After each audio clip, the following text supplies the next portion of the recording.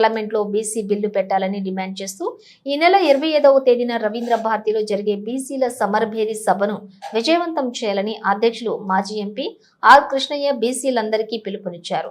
హైదరాబాద్ బషీర్బాగ్ లో ఏర్పాటు చేసిన మీడియా సమావేశంలో ఈ సందర్భంగా వారు మాట్లాడుతూ పార్లమెంట్లో బీసీ బిల్లు ప్రవేశపెట్టి చట్టసభల్లో బీసీలకు 50% రాజకీయ రిజర్వేషన్లు కల్పించి బీసీ ఉద్యోగులకు ప్రమోషన్లు రిజర్వేషన్లు కల్పించాలని ఆర్ కృష్ణయ్య డిమాండ్ చేశారు.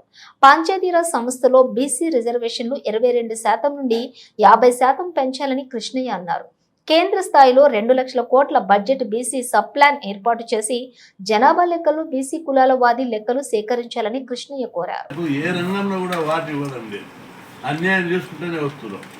ఇప్పటికైనా బీసీలను గుర్తించి బీసీలకు జరిగిన అన్యాయాన్ని గుర్తించి బీసీలకి ఏ రంగంలో కష్టపడి దేశ సంపద సృష్టిస్తున్నారు, సంపదల వాటా లేదు.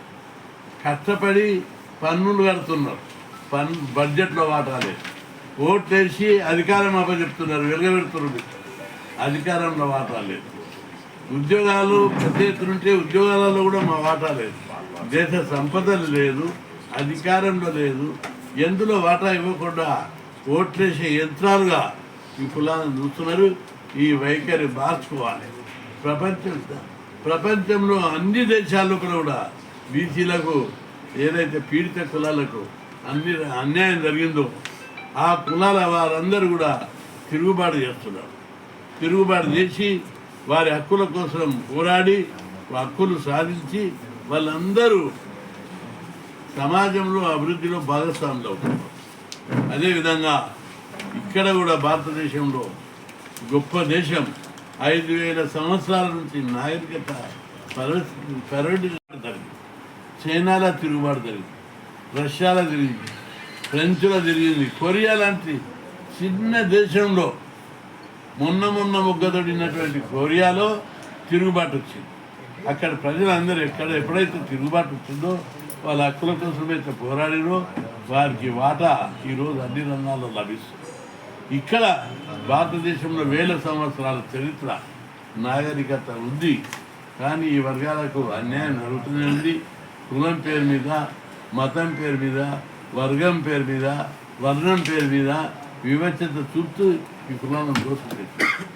అయితే బీసీ కులాల్లో ఈరోజు నాయకత్వం పెరిగింది, చైతన్యం వచ్చింది.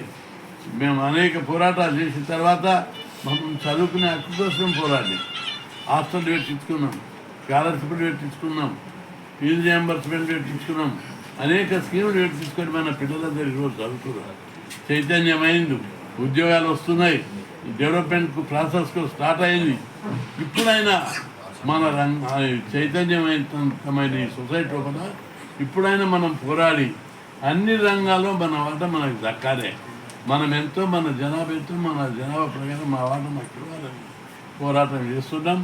ఈ పోరాటంలో బీసీ కులాలు, ఉద్యోగులు, నిరుద్యోగులు అందరూ కూడా ఈ ఉద్యమంలో పాత్ర వహించాలని చెప్పి నేను విజ్ఞప్తి చేస్తున్నా. ఏ వర్గం, ఏ సెక్షన్ అయితే తమ హక్కుల కోసం పోరాడదో ఆ వర్గం ఎప్పుడు బానిసలనే ఉండిపోతుంది.